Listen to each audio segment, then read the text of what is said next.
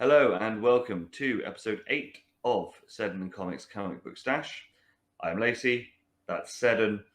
Like, subscribe, ring the bell, do all of the YouTubey things. Follow the channel for wonderful pop videos, gaming videos, and the main event, which is us talking shit for a few hours on a Friday night, like you were down the pub with us.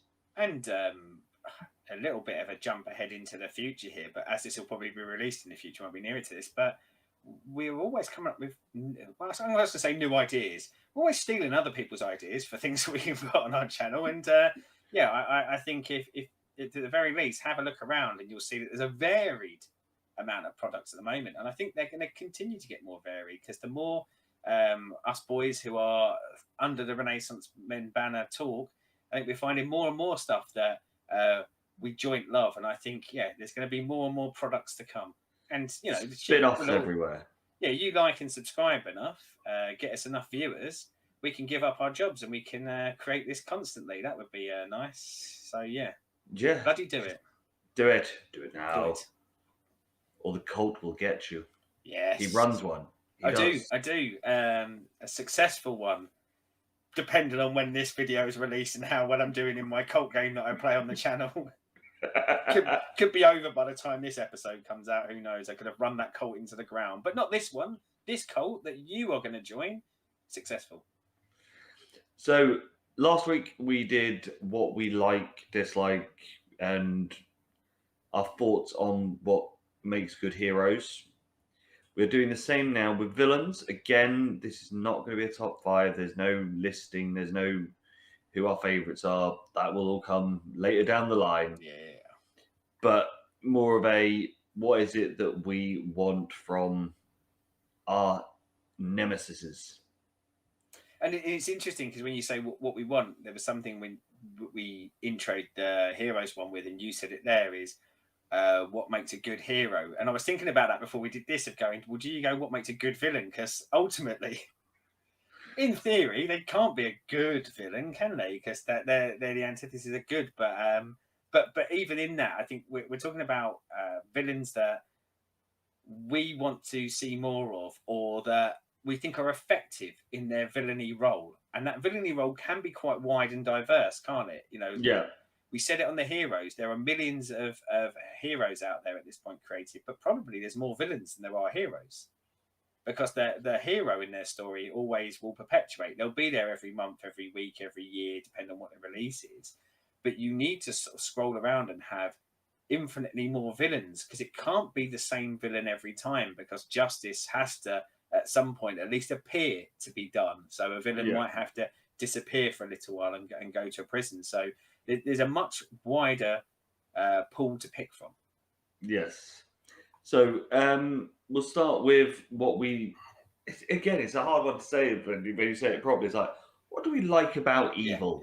Yeah.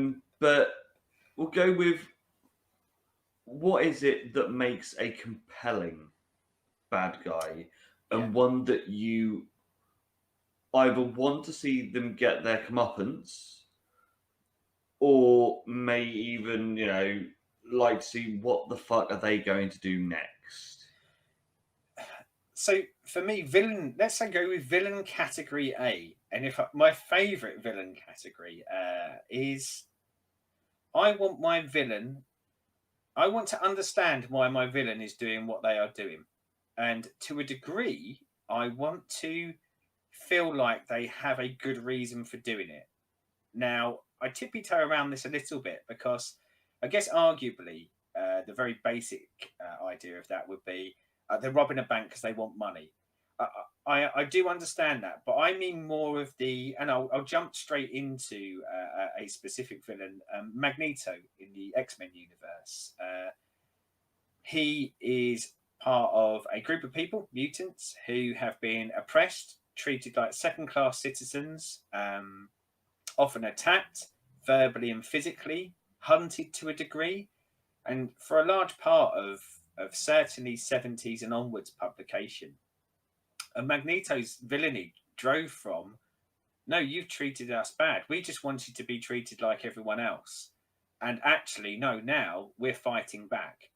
we're not going to be oppressed by humans. We are a minority, and we're not going to be treated like this. And I think at that basic functionality, you're going, I actually agree with you. You are right. And then what makes them the compelling villain for me is seeing what they do with what is potentially a just argument and seeing how that becomes unjust. So how they actually end up starting to perpetrate the things that they were so against, and that kind of flipping of it. But I want their initial origin reason to be something that I go, yes, I can see why they're doing this, and to a certain degree I can initially sympathize or empathize with why you feel like you need to take this next step. Yeah, it's the Thanos theory. Yeah. Why he wants half the population to die is because we're overpopulated and shit's struggling because of it. Are his methods the correct ones? Probably not. The carnage that he caused to get the Infinity Stone so he could do the click, questionable. But movie Thanos is fantastic for this, isn't he? Because you're right. Like there's a real argument, and I mean I've joked about it before, but I do think it's an interesting topic to talk about anyone with, because everyone on the bloody planet's seen these movies now. But that question of, was Thanos right? So for the good of everyone, wiping out half of every living creature in the universe would mean that the other half would live in better conditions, no suffering for a very, very long period of time. And you go, okay, at the very basic level, yes, it's almost that idea of would you sacrifice yourself so that your loved ones would live on well? Yeah. And you kind of go, yeah, I would. So yeah, maybe Thanos was right. And then you kind of dig into it a little bit further and go, but would you let someone else murder someone else in your family so that you could live on? And you go, no, I wouldn't. And then you go, Hitler liked a bit of indiscriminate killing. And then the more you dig, and I think with the Thanos character, the more he kind of digs into it. I mean, he stays very much at that base. He saw suffering on his own planet. He saw his own planet get decimated. So he's driven by this. I don't ever want to see this again. And this would have been a solution. And you go, yeah, okay, but it's not a solution that works. Or it's not a solution that is functionally good, right, or just. And that is why you become the villain. But yeah, a great example of showing villainy with at least a nugget of justifiable reason for why they're doing it. Yeah, because it's the thing with especially film Thanos. It's the fact that it's a random who is going to die works in Thanos' favor, because there's no, I'm just going to get rid of the people that I don't like. Yeah. Which again is another bit that's very much a Thanos good. It's indiscriminate. It's half of you are all going to fuck off. Doesn't matter which half. We're not picking sides. Half of you are fucking off. Yeah. It's not that sort of Hitler level of, no, I don't like that type of person. They can fuck off. So it's still that moral sort of, would you? And while we're on like Hitler and Nazis, let's go into another landmine of a conversation where you go, whatever your belief system is, say you believe in Christianity, you look at the stories of the Bible, and at some point, if to be believed, God decides to wipe out most of the planet, taking the animals in 2 by 2 onto Noah's Ark, and you go, okay, if you believe in that, wouldn't you lean a little bit into like Thanos is just doing probably a nicer version of that in the theory? But yeah, you keep coming back and going, it asks an interesting question. We said this a bit about the heroes. We said a lot of the heroes that we particularly like are ones where we feel a bit of connectivity. Now, I probably don't connect with Thanos quite so much, but I think a good villain allows us to ask those questions about ourselves and our society, because they are asking those difficult questions in such a way that you go, would I do that? Like, do I think they're right? And very powerful. Before we go on this bit, because I think there is more to say. I want to give credit to the Marvel Cinematic Universe for this, because I knew the Thanos story from the comic books, and I don't necessarily like wholesale changes to the comic book lore for the movies, and I do actually really like the Thanos story in the comic book. But in the comic book, it's because he's in love with death. Yeah. And he decides to, as a romantic gesture, wipe out half of the life in the universe. And I do think, as interesting that is, and I do think it's a great story in the comic books, I think they did a wonderful job with that in the cinematic universe. I think it was a much better idea to frame this as I say, posing this interesting question in what is just could be just a glitzy action movie genre. And I think that's what the Marvel movies do so well, is I think they actually take good care of their characters, and this particularly being one of them. Yeah, and this thing is, I obviously said with X-Men as well, there's that whole sort of, especially at the time when X-Men started, would have been at the point of the civil rights movements and things like that. So, you know, it has also got a level in the real world. Yeah, I mean, you're spot on with that. I mean, at base level, Professor X was Martin Luther King, and Magneto's Malcolm X. Yeah, they're both coming at the same problem, and actually coming at it from the same direction, but it's how different they methods. think the solution should be done. And a fantastic way of telling it. And I said I want them to have a kernel of something that I think is interesting, but yeah, maybe that's the truth of it. For the bulk part, my favourite villains make me ask questions about the world I live in. Make me ask difficult questions about the world I live in. So, with that, you've also then got, which is predominantly more a Batman thing, just carnage for the sake of carnage, the fucking criminally insane, that there's no real rhyme or reason why they do what they do, other than because they find it fun. Yeah. And I love me a crazy mental villain that's just there to cause utter carnage. Because we all know my favorite being Joker, but you look at like the Riddler, you look at Scarecrow, there's never they're doing it because they want to change the world for whatever reason. They are just there because they want to cause carnage, because they are showing, in a roundabout way, and this probably was never intended, but it's more of a thing now than especially back in the 80s or the 30s, the effects of mental health on people. Yeah. That the world is hard, and this is the repercussions of potentially mistreating people within that world, or not mistreating, probably even a little bit extreme, maybe just not giving people the time and the credit that they deserve during, and you leave someone on their own, or you put them in a corner and you point at them. This can be your ultimate conclusion of that. And you know, like, you put in belief systems like religions, and you put in legal systems like the laws that we have in that differ in every single country. But actually, what happens if someone just goes, don't give a fuck about any of that stuff? Yeah, I am me. I am doing what I want to do when I want to do it. I am going to be led by my base compulsions. Whatever my brain tells me to do next, I am going to do next. And they for me fit into a very interesting category, especially the Joker for this, is the scariest villains. You know, like go back to Thanos. Thanos wipes out half the universe. I'm not really scared of Thanos. Like, well, Avengers can go and deal with him, but like if I was said, like, if you had to be put in a room with Thanos or the Joker, I'd go stick me in a room with Thanos, because I feel like Thanos, I could have a conversation with him. I mean, he could destroy me like with his pinky finger.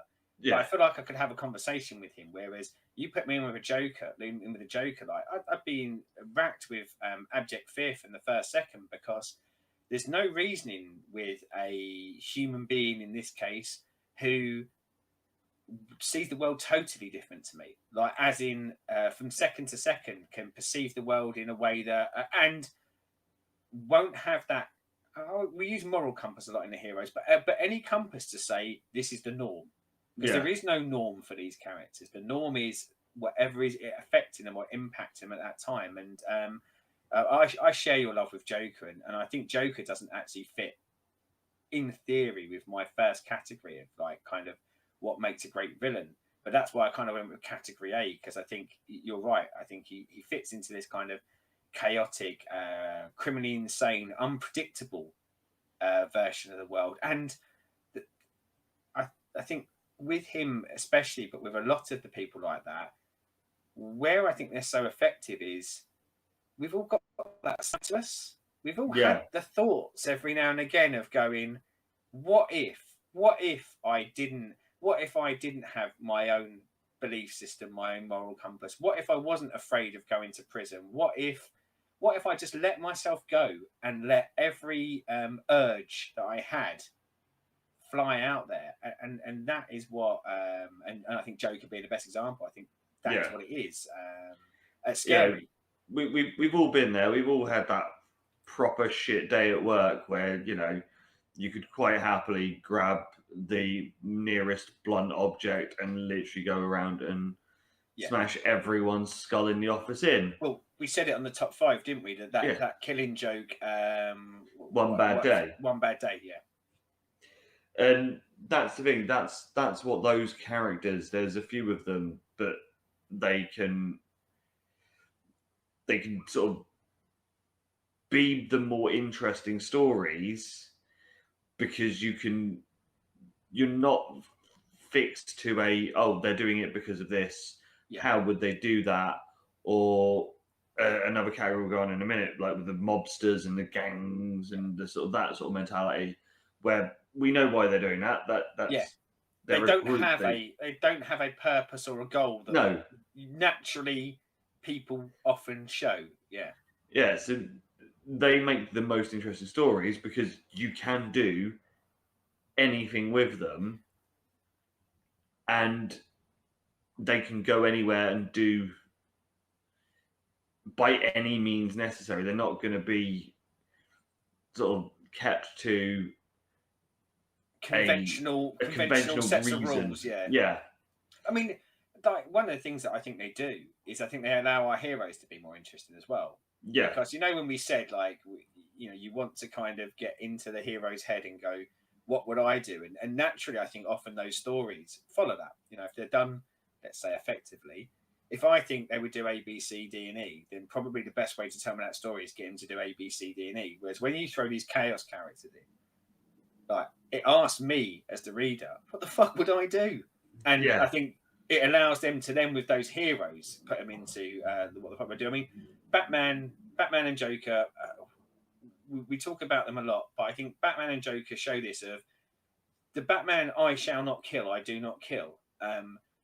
For the most part, for a lot of his rogues gallery, you can go, fair. You know, like, I wouldn't. And you know, you stop that person who's doing a bit of a madcap caper crime, just robbing a bank, you can see it. Whereas Joker is that one that brings out that side where you go, oh, you know, that not killing thing.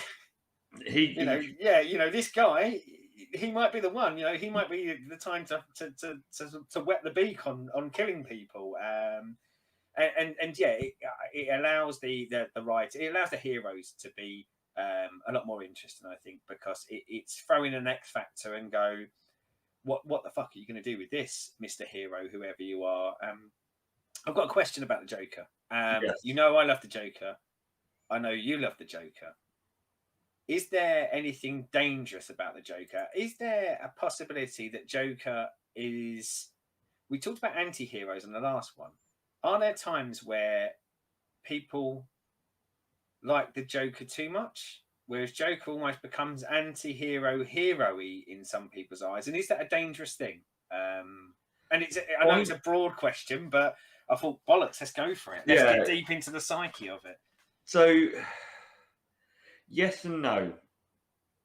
So I will revert to a couple of years ago when the original Suicide Squad film came out and everyone was giving it all the big, oh, we want to be just like Joker and Harley. And I'm like, read the fucking source material, you really fucking don't. There's, for a casual or anyone that's only seen the films, it is very easy to go, Joker great, isn't he amazing? I love Joker. There is so much that, like, the likes of us, because we have read the stuff, we're in it, that we know, no, look, Harley was manipulated. She was a fucking lovely little young shrink that came in, and her first job was Joker. And he, what a first job that was! I thought my first job of peeling potatoes in a restaurant was shit. Yeah, he completely fucking annihilates her brain, turns her against everyone, and makes her have Stockholm syndrome. That he is the greatest. He's an abusive partner, and it takes like 15 years of stories for her to finally break that, to then actually then find a little bit of happiness and go off to be with Ivy. Yeah.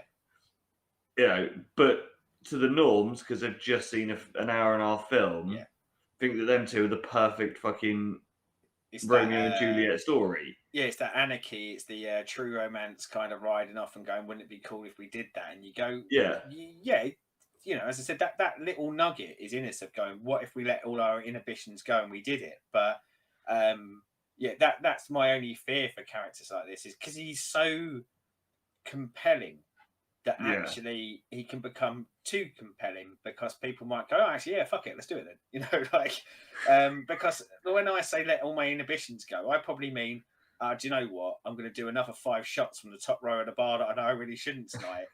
And that's probably the limit that we should probably do with our inhibitions, rather than going, oh, yeah, do you know what? I am going to take that blunt instrument. I am just going to murder everyone in this room. You know, like, Freddy Krueger, not comic book related at all, but I was actually having a conversation with someone and in a similar kind of vein about him the other day. And I mean, I own Joker t-shirts. I know you've got a Joker tattoo, and I think I do love the character, but I don't love him as in I'd love to hang around with him. And Freddy Krueger was a sort of similar allegory to me, because the person was talking about he's brilliant though, isn't he? And I'm going, well, define what you mean by brilliant. Do you mean that he is a very, very vile and horrible character that is maybe kind of aesthetically sort of visually striking, and you love to hate him? Or are you saying you love him because he killed kids? Yeah. And you know, I think that's sometimes a dangerous thing with people presenting this well, is that does it sometimes lean us into forgetting the root cause of going, I mean, Joker has fucking killed, probably comic book wise, thousands and thousands of people randomly, but not in the Thanos snap my fingers. You know, he's had intent as he's doing it, but he's killed them randomly because they were in front of him at the time. And you go, I probably shouldn't. I've got to kind of keep my balance on you know, we said what makes a good villain. What do we like about them? Yeah, it is hard. It's hard to find that balance of going, when do we step too far, and when does the I know I'm jumping ahead a little bit, but I want to jump like really far ahead at this point, just because of the bit I just said of one of the things I really fucking hate in villains is when they turn them into the hero, when they try and do a redemption for someone irredeemable. And don't get me wrong, I like the odd story with where like maybe Batman's had to team up with the Joker for some very, very kind of wild, far-fetched reason to get them there. But they're still enemies, and Joker isn't a good guy. And I think that's what I want, that clear line always to go. Even if you, when we look at the Killing Joke and you see some of the backstory for him, and you kind of, you can sympathise with some of the stuff that happened at the beginning, the route. But it's to never forget that actually they're irredeemable, because they have done so many bad things, even if you can see the road to how they got there. Well, this is the thing. It's like you saying there about like the redemption arc sort of thing. It's like Catwoman and Batman being married. Even on her wedding day, she has to go and steal stuff because she can't stop the urge of being a thief. Yeah. You know, there are some that do have the redeeming thing. And you look at like anti-heroes, as we said, look at Punisher, look at Spawn, in a way, look at Deadpool. In some worlds, these would be villains. Yeah. But then, you know, they're the anti-hero because what they then go on to do is just. What you don't see a lot of is them doing it with the bigger baddies and the bigger villains. Because... Yeah, your marquee your main eventers in villainy, to nick from the wrestling terminology. Yeah, they're not gonna have this thing. As you said, you get something like what's it called? The White Knight, I think it is, Batman one, where basically it's a weird reversal where Joker's the good guy and Batman's the bad guy. And yeah, it's a fucking wonderful read, but I don't want it long term. It makes for an interesting take. Yeah, it's kind of I'll dip into that world just to see what it would have looked like. But yes, don't make this my world, because I don't want to live in a world where the Joker's the good guy. Yeah, but it's the same as you said. It was a really good fucking callback actually for like Freddy. Yeah, and not so much for like Jason and things like that, but there is that, especially 80s horror slasher films, the killer was the selling point. Yeah, and you're actually kind of it sounds terrible, but to a degree, I think certainly with the Nightmare on Elm Street franchise, I think sometimes comic books can almost sort of tiptoe into this of going, you go and watch Nightmare on Elm Street 6, you're not going to see the heroes win, you're going to see how Freddy kills the good guys, the innocent people, and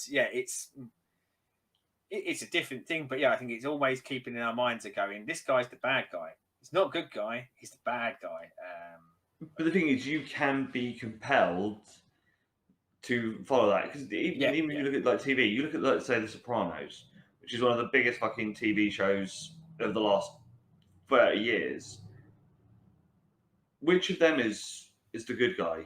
Yeah, they're all cunts, but they're all different levels of cunt. But you're compelled to watch them. Oh, but partly that's us as a viewer, isn't it? And I think I think seeing the bad guy story is brilliant. And that, you're right, there is no good guy in that. There might be someone who you think is the least worst. Yeah. But they're all bad guys. But I think it is. It's just and I think it always has been. I think it always will be. I think it's just a dangerous line that writers and creators have to be really careful with, because you don't want them to ever become the good guy, because that's not the point of them, is it? The point is that they're bad guys, and you might want to see behind the scenes, and you might want to see what makes them be what they are. But just really problematic for me if it ever tips into that balance where they start becoming revered and hero-esque with it, because you go, no, they're shits. Yeah, they have to. Star Wars is one I always go back to on this, and certainly in recent years. But you look at Darth Vader and you go, at the end of Return of the Jedi, spoilers for what is probably a 40-odd-year-old movie now. At the end of it, like, Darth Vader sees the error of his ways. But what I quite liked about that is that, he did, but he was still a shit. Like Luke got to kind of go, I knew there was some good in you, and it was nice at the end to see that good in you. But I wouldn't ever want anyone to think, oh, that's fine then, because he learnt the error of his ways in the end. He fucking wiped out a planet. Yeah. He's irredeemable. But yes, I don't mind there being that bit where you kind of go, but you know what? At one point, he realised that he'd done really bad things. It doesn't make him good, though, and I think that's something. And I see it a lot in media now, and I think it's something that I often see people get wrong, of going, let's make the villain do all of these things. Let's ramp it up. Oh, they're getting popular now. Oh, well, actually, let's make him a good guy. And you go, no, they should never be a good guy, because you can't undo all that bad stuff they did.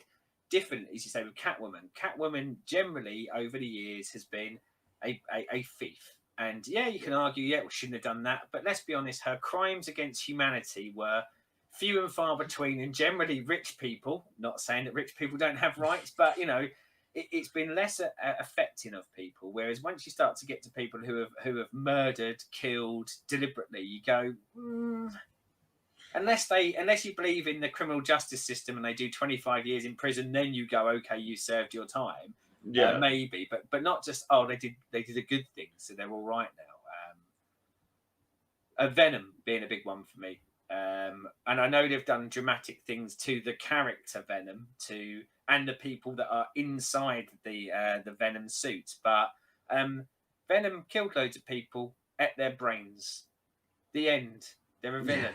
And I've read some really good Venom comics in the last few years. Donny Cates done a run recently, which was really good. But I almost didn't want it to be Venom. I wanted it to be another character. Because all the time I'm reading it, I go, this is a villain, should be a villain, and shouldn't be doing good things. The problem with something like Venom, which actually was going to be something that's going to go on a bit later, is when they used for both sides, which is something that there is a lot with comic books. Yeah. Because I was going to go on about it, like when we do teams and stuff and things like that. Because obviously you've got like the Suicide Squad, and things like that, where it's using them to do good because it's evil versus evil type rah rah rah, and how that can, depending on where you come into it, whether you see it as they're the heroes because you've come in at Venom. You've not read Spider-Man, or you come in at Suicide Squad and don't know about the fact that Killshot or Deadshot and Cat Boomerang, all this sort of absolute bastards, and you just come in because the movie of the week is fucking Suicide Squad, and you've got a thing for what's the face who plays Harley Quinn, Margie Robert, and that there is that problem. But I think it's because, as we said, with someone like Joker, they are so compelling that you can do stuff with, because how many issues of Batman specials are either named the Joker or all cover picture is just the Joker, doesn't say Batman on it anywhere. When you read it, it's going to be Batman's going to be there and he'll be fighting Batman. But if you were a kid going into a comic book shop or a Waterstones or whatever, and you see the covers, it's Joker. Yeah, he's the one that jumps out at you. So there is that problem that we do have, that the cult of using bad guys because they can tell the best stories has become a thing, especially I'd say in the last 20 years more than things, obviously, with the likes of Suicide Squad, as I said, that being a much bigger thing now than it ever was. I guess we probably started to tiptoe in it with the rise of the anti-hero, didn't we? I think when the anti-hero started to become popular, I think it was only a matter of time before the real anti-hero, the villain, started to get a foothold. And it probably reflects to a degree society, doesn't it? I think maybe the thoughts and feelings and where people's mindsets are may well have led the creative, the companies actually more than the creators, to say people love. Go back to Deadpool. Like, Deadpool was a villain when he came in, was always intended to be a villain, but people started to like him, so they went, let's make him a hero. And Dad doesn't necessarily always do heroic things, so that's probably what keeps him into the anti-hero camp. But yeah, that kind of lean into the villain being the star of the show. And as I say, the villains should be great, should be compelling, but they should be that vehicle that moves that story forward, and it should tell us something interesting about ourselves and the hero. But just as I say, just cautiously wonder sometimes whether whether we can fall into that trap of making the villain the hero, even though they are fucking horrible. So sort of going back to where we started with, the Not other like us sort to of, meander, is it? I know, but another sort of standard bear of villains are the mob/mob boss types, aka Penguin, Kingpin, countless others. Yeah. Um,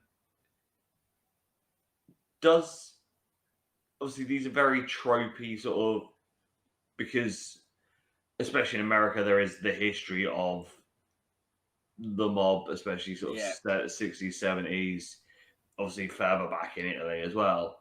But these crime family ones, I normally notice that in these these are normally very much the villain of the week ones. They will turn Yeah. up, they will do a run with them just to break up runs between the more interesting. They often allow Batman and Spider-Man, for example, because I know they have a lot of these in their Rose Gallery, to have a lot of random people to punch, so they can get maybe a bit more action scenes. You know, when you create that mob family, you can add in a lot of mobster number 17 that you need to get through to get to a door. So yeah, it allows for maybe a bit more action oriented, getting them to do sort of cool stuff bits. But I like them. I do. Like they are. I think they are a necessary thing in the world of the storytelling, and there is something.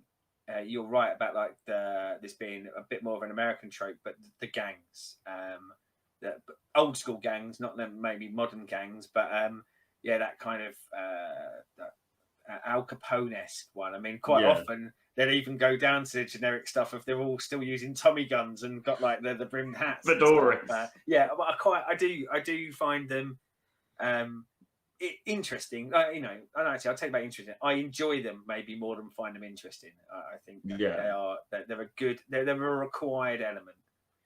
And obviously more of a Marvel thing than a DC thing, but the fact that you can have, especially like with Spider-Man and Daredevil and Punisher, because they're all set technically in the same version of New York, you can have the same mob boss be in all three. Yeah.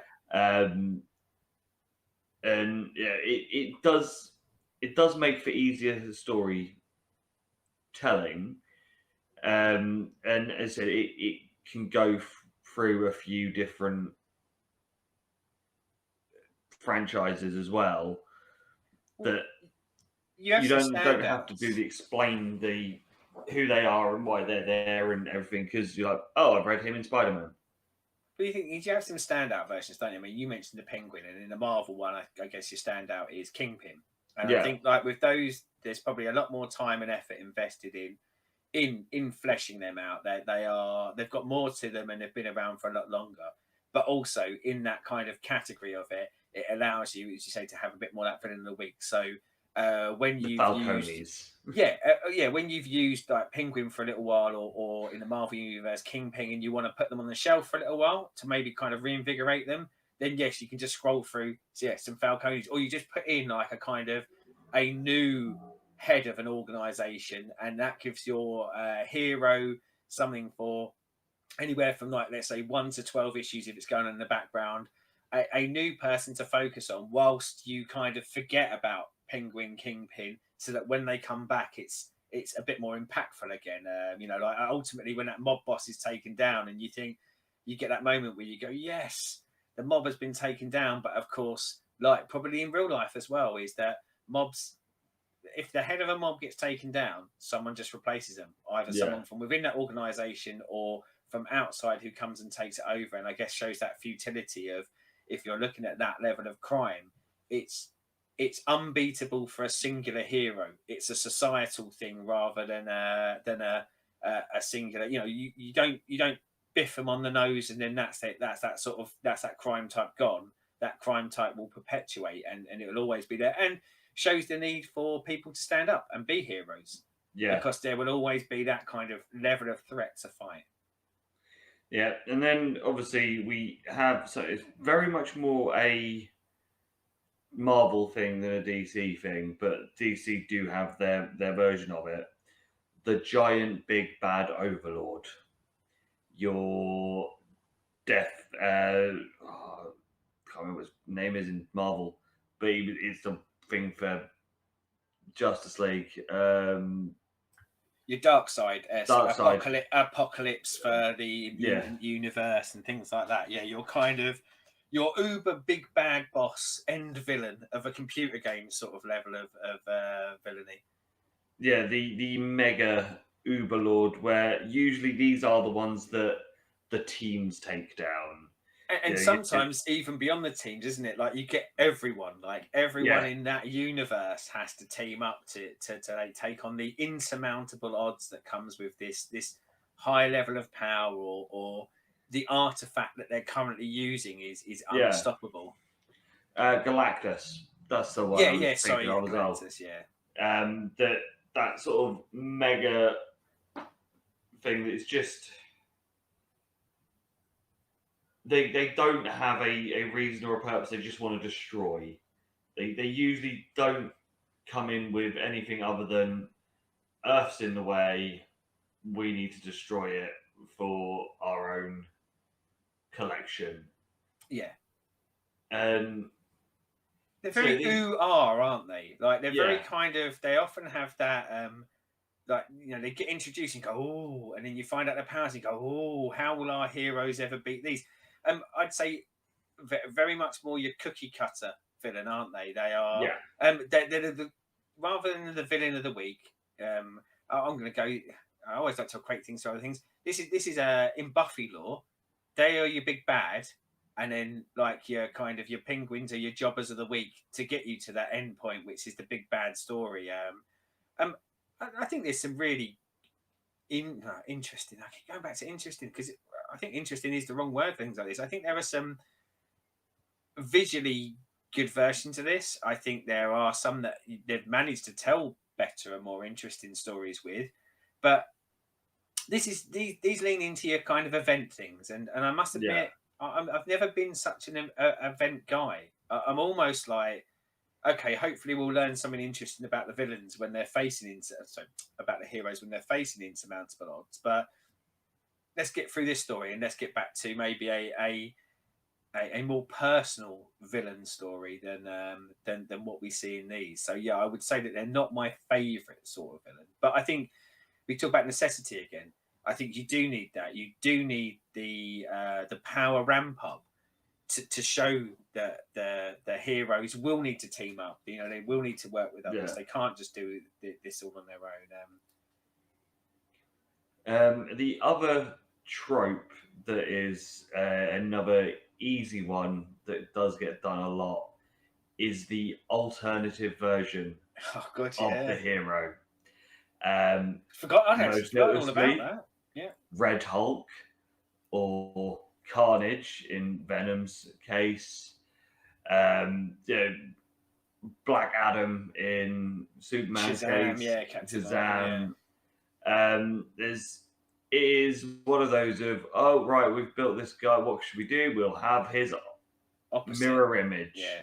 Yeah, and funny enough, like as I say, I'd totally forgotten about that, and I'm really glad you brought it up because we talked about legacy heroes and sidekicks in the heroes one, and I guess to a degree this is your villain version of it, isn't it? Like this is the natural extension of them. I mean, even I guess the biggest, or not maybe the most famous, but the most on the nose version of this is in Superman, where they have Bizarro, and he literally is the opposite. To the fact that he even talks opposite, like if he says good, he means bad, and things like that. I mean, it was very kind of written at a time, very kind of generic, but yes, you do. You have those the opposite version. For Star Trek fans, it's when they go into another universe and find their evil doppelganger, and they are both evil and have a beard. It's that sort of thing, isn't it? Yeah.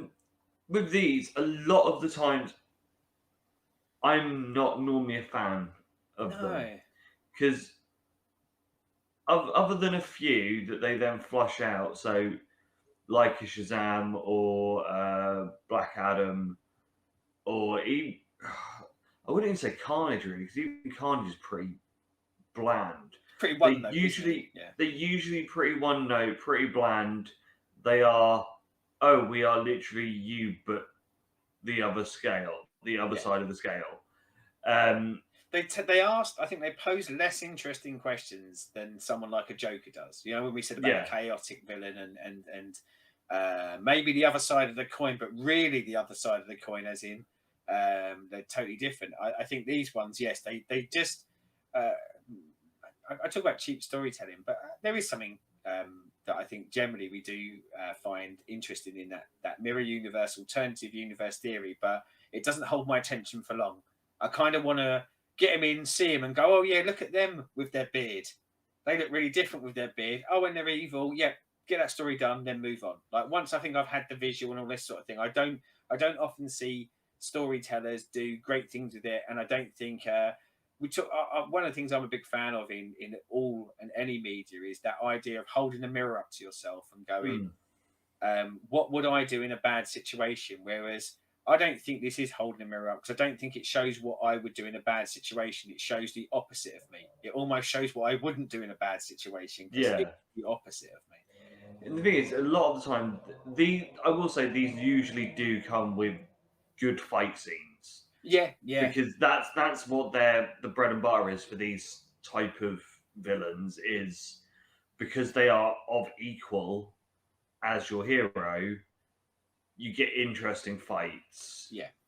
So depending on who it is and what the art design and all that is, will depend on whether you'll enjoy it, because you need a good artist that can do good fighting Well, and stuff. for the fight and the action thing, we talk about the movies, and I know that's a big thing. That, but of course, in the comic books, you know, there's a lot in the drawing, fighting, and yeah, I think you are spot on. It allows for your action scenes to be maybe more interesting and more hyped up, and quite often when they do these, the villainous version is stronger.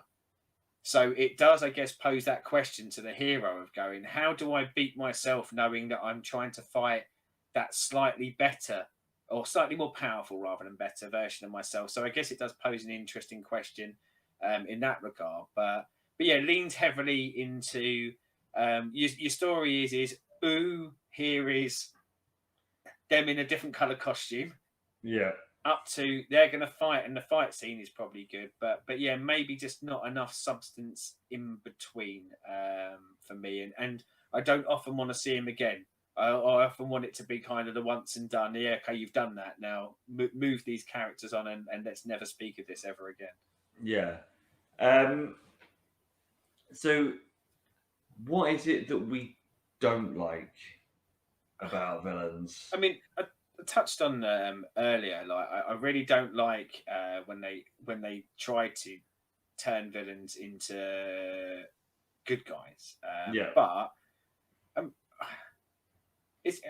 I found it quite hard to consider what I don't like because there are so many of them, and I reckon if I wrote down on a piece of paper villains I really liked, they'd probably fit a type. And if I wrote down villains that I don't like, a lot of them would have come down to just bad design. They're not Yeah. necessarily there's a villainy type. They fall more into the category of just lazy creation, i.e. they were created for one Generic. story just to fill a gap. Yeah, very generic, and don't really have anything compelling about them other than that they do villainy. And but even then, as much as I'd say that I don't like them, I do understand the requirement for them, because not everyone can be an absolute zinger, a home run, and you kind of do need your cannon fodder ones. Yeah. So yeah, I don't know what I don't. I don't know if there is a villainy type that I don't like. It's the honest truth.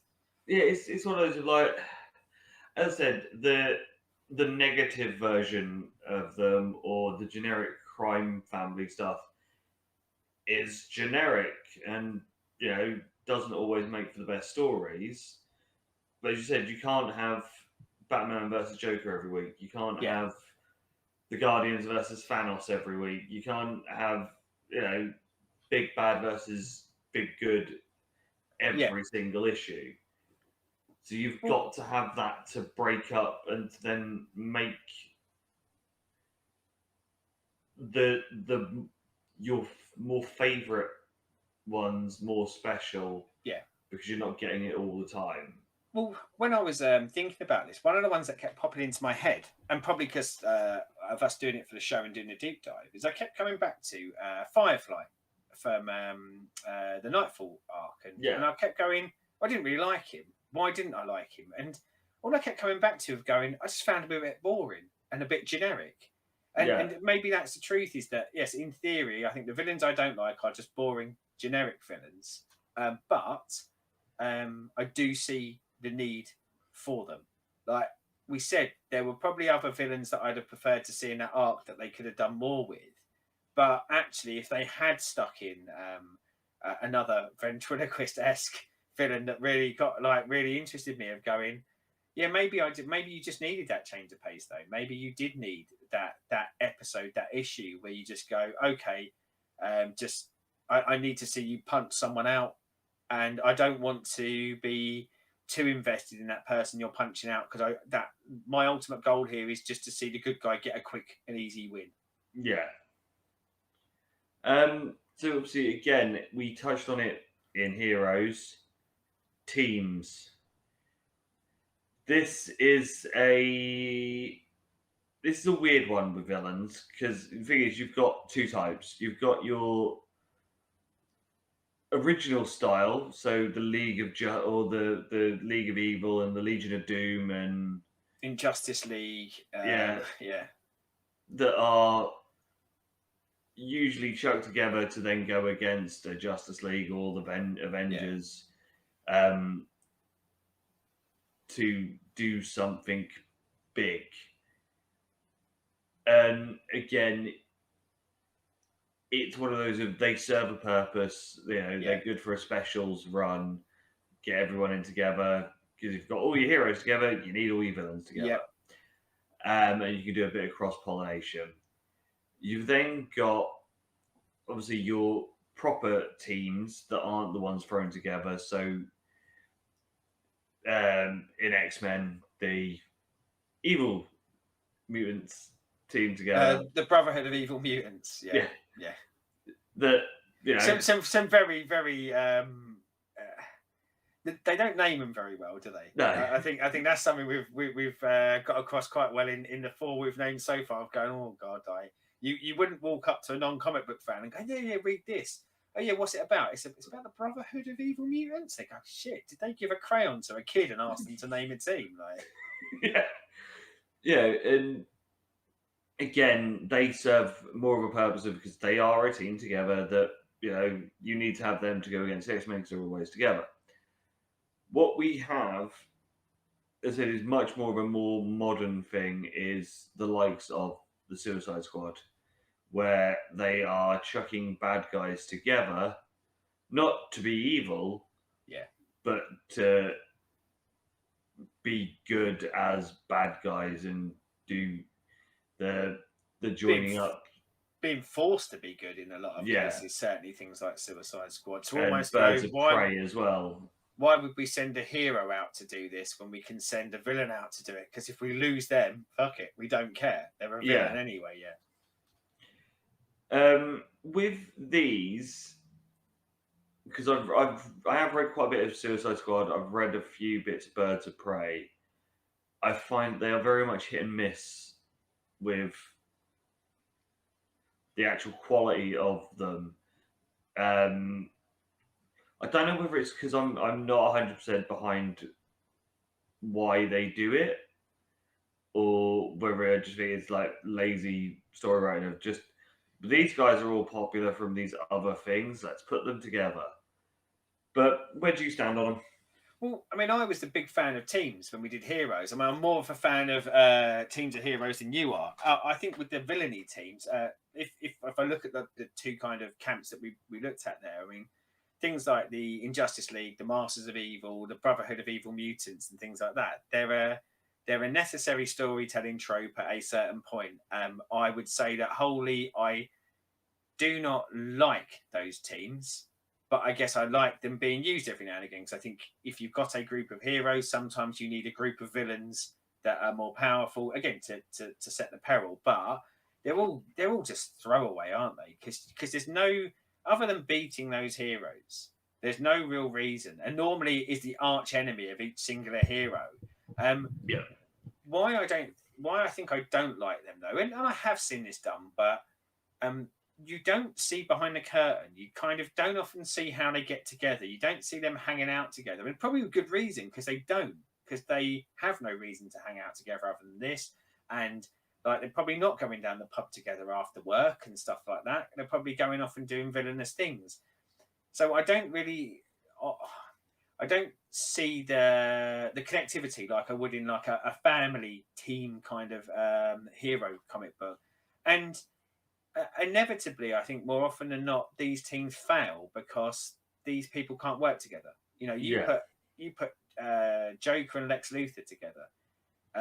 The only connectivity they've got is that they're both villains, but actually they see the world absolutely differently, and both are probably much more self-serving about what they do than a hero would be. So I think inevitably these teams are always going to fail for that. Now, can that be done and done interestingly? Yes, but it's done so often, and I think it's very hard to tell me something that, and again, something that will pay off. You know, if you get that in a hero story, so when one of the teams has a bit of a falling out on a mission, you know they're staying together, and you're following that story for the next sort of 25 issues, let's say, and they are a family. So you're actually going, okay, how do these people get past this problem they've had? Yeah. Whereas when it is Joker and Lex Luthor, they don't need to get past that problem. They just either try and kill each other and move on, or they don't try and kill each other and they move on. So I think the team lacks interest from that side. So yeah, it then just becomes a vehicle to move the story ahead. Suicide Squad and things like that. Yeah, interesting. I mean, I quite liked old Suicide Squad, and when I say old Suicide Squad, again, post Crisis on Infinite Earths, they did a run of it when it was a new, fresh idea. Yeah, and I think it was very interesting because of its new, fresh idea, and I think it did allow them to. Quite often, they played in the very low level villain world, and I think actually it's an interesting thing to do, and it's something I'll buy into and probably want to read more of. When it really is your low-level ones, because you can do anything with them, and maybe they come from a petty crime background, so potentially there is a redemption arc for them there. But actually, that the core isn't necessarily to redeem all these people. Sometimes it is to show how self-serving someone can be. So to get 2 years off of their prison sentence, they'll go and do something good. But if you said to them, go and do something good, they go, no, fuck off, I'm a bad guy, I don't do good stuff. So there's something interesting in that. But I find it very hard to stay with those stories. And if anything, I think movie Suicide Squad, where I have a big problem with that is, again, taking a lot of disgusting characters, and they should be disgusting because they've done horrible, horrible things, and kind of going by the end of it, they're all right though, aren't they? Look, they did one good thing. And because I said that's something I don't want to see in my villain stories, I don't want to see them redeemed to where the audience goes, oh yeah, no, they're fine, they did a good thing. I think they leave me cold because of that. I'd much rather. So the concept of Suicide Squad is that you either die on the mission, you successfully complete the mission, but if you try and cheat, you get your head blown off. Yeah. I think actually I like it when they don't succeed or they get their head blown off because they can't stop. They can't get out of their own way of being villains. That's the interesting villainous team thing for me. Not seeing them do good things and be better. So yeah, polar opposite for me. Love the hero teams. Very, very iffy on the villain teams. So obviously with villains, obviously, does the level of hero make you like a villain more or less? Because I would say there are a few standouts in Marvel for me of villains that I actually would like, and if they did spin-off stuff or more stuff with them, I would be like, oh yeah, I'm on that. Yeah, the likes of Loki, the likes of Thanos, those sort of interesting characters, but with Marvel a lot of the time is I'm there for the heroes. Yeah. With DC, again, most of the time it is more about the heroes and any of the villains, because the villains are, as you say, they come and go. Obviously, Batman is an exception in a box on its own and away from everything, because Yeah. you could quite easily give me fucking books of just what the Joker got up to on a random day inside Arkham Asylum, and I'd be like, I'll read that. What sort of crazy shit is he getting up to? But with the majority of the villains, is it your like of the hero that compels you to go, they work or they don't work? I don't think so. I think a villain is good. A villain should be compelling despite the hero. And as I say, I think more often than not, the villain should be a vehicle to make the hero more interesting. So, yeah, you should be able to take like a Z-list hero and make him interesting to me because of how he has to interact with that villain. So yeah, I think the villains make the heroes more than the heroes make the villains for me. I think I'm on the kind of the other side of the coin. Like I look at you said sort of putting Batman in a box. I mean, there's rogues galleries as they're often called, and I think Batman's got the best villain rogues gallery.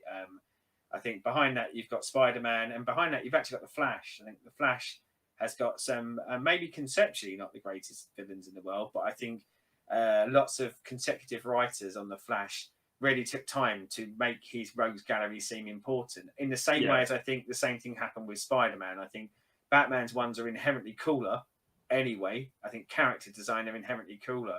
But I think because people took time to make those villains interesting in Spider-Man and interesting in Flash, I think my interest in Spider-Man and Flash went up because of their villains. So yeah, the villain can make the hero, and it can make a hero I'm not interested in much more interesting.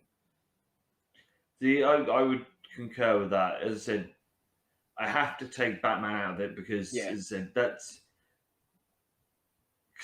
is one of those of chicken or egg. Because Batman is a fucking amazing character, but is that because of how great his villains are, or are his villains that good because the fight with Batman? So yeah, that is an odyssey on its own. That is the perfect blend. Yeah. But yeah, I after seeing Infinity the first End games, I went and found the Infinity Gauntlet and read it. Yeah. And I was like, oh, I need to do this because of Thanos, and I'm interested in this Thanos storyline. And then I've then gone, right, I need to find more stuff with Thanos in. Yeah. And because I've then gone on to the villain, yes, I'm there because of the villain, but I'm more intrigued with how the heroes deal with him. Yeah. So yeah, I think you need stronger villains than you do need really stronger heroes. Yeah. Because as we said, and not so much as sort of just get your quotas in a tick box, but if you can have heroes that you can see yourself in, or people see themselves in, you can also have the villain that the villains don't. You don't have to be able to see yourself in the villain. No. But you have to know why you hate him. Yeah, again, I think that villain has to make you, as the reader, who's supposed to be, feeling the affinity with the hero. For me, it's supposed to make me ask questions about myself. So again, it kind of scrolls me back to they make the hero more interesting because you're then asking questions. You're seeing the hero react and ask questions about themselves as to what the villain's making them do, making them feel, and things like that. And I want the only sort of I think group of villains that we haven't touched on that doesn't fit what I just said is, and I do want to give a bit of love out there to all just the absolute cookie cutter trash villains out there. All of the Z list, I would say. And I know we covered that a little bit in Mobsters, and you know they'll have their absolute like foot soldier type thing, but and I do think there is a lot of just random created for one issue or maybe even two panels of comic books, and they've got nothing about them. They've got no backstory. They've got nothing to make them compelling. But there is the equivalent in the wrestling world to the jobber. Yeah. I do want to give a shout out to some of the jobber villains that are out there, just to say I do have a little soft spot in my heart for them. But I think it's because one day, every time I see a jobber villain, I think one day a very creative person is going to come along and take that jobber and do something absolutely amazing. But rarely do they. You know, you don't get many Barry Horowitzes in this world who go from jobber to star like they did in WWE. But yeah, I do have a lot of love for the throwaway. You know, they're never intended to be anything but the person that Spidey knocks out on the first panel of that comic book, never to be seen again. But again, I think they play an important role in it. Cannon fodder that they are. Yes. Rest in peace to all of you, Yeah, cannon fodders that have died. They've all got families too. Yeah. Think of the children. Yeah. So that is us for this week. Again, same as last week. Your thoughts of villains, what makes you like villains, what makes you hate types of villains. You know, everything that we've sort of gone over on here. And if you want to sneak in a favourite one here or there, because you know, we said it, like our intent here, even though we touched on something we really like, and as ever, we touched on the Joker because we clearly really like him, but we will probably get round to like top fives in these categories, and actually having sort of comments from you guys who are listening, like you know, it probably shifties it up the release schedule a bit more if we know that people out there have got some favourites that we might want to cover a little bit further in our top five, let's say. Yes, and you know, I feel that some people already know some of my positions on that sort of thing. But it would be quite interesting to get other people's takes because, I said, it is very much individual sort of things of what makes the people that you like. Oh, I know we're wrapping up, but I've just remembered something, and I meant to say this all the way through, and it was only as a comparative point to our heroes one, where I said I absolutely, and I think something that come across to me is quite often what I like is not the opposites as in the Bizarro Superman, but it's in the opposite side of it. As much as I hate a hero that is wrapped in a flag, I love a villain that's wrapped in a flag. I do like your, and I don't mean your generic, they're horrible because they're a Johnny Foreigner.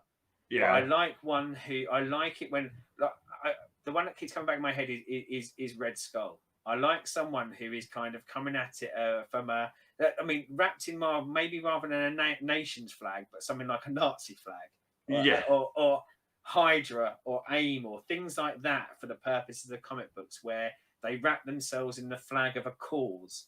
And I think I resonate a bit more with the villainy side of that. But yeah, so I meant to say it earlier that if there were, I think I would be much more interested in seeing Captain Nazi take the beating than I am seeing Captain America give out the beating, going woohoo USA.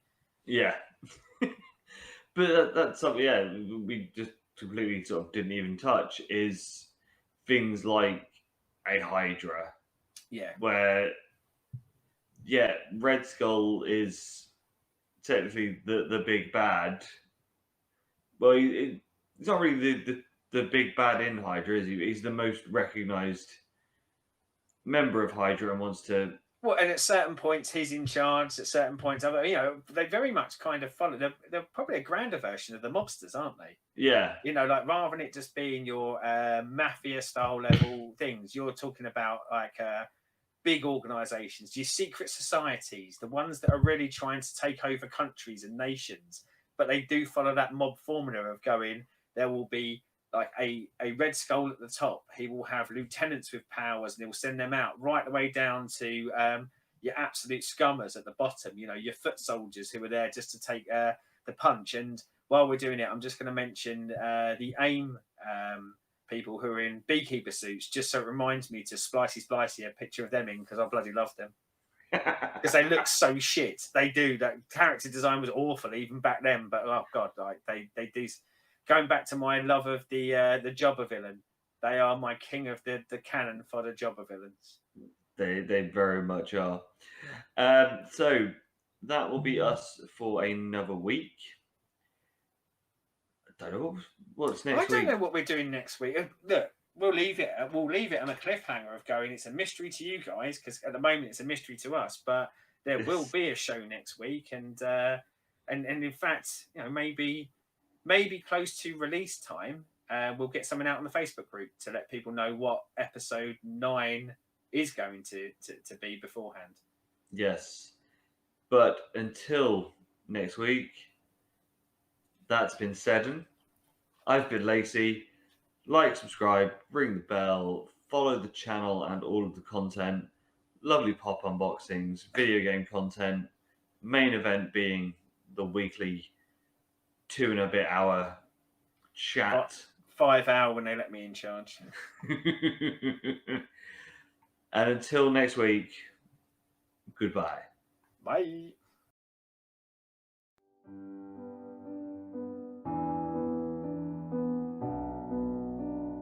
Thanks for watching, and just remember, you can join the Cult of Egg by liking and subscribing to this YouTube channel.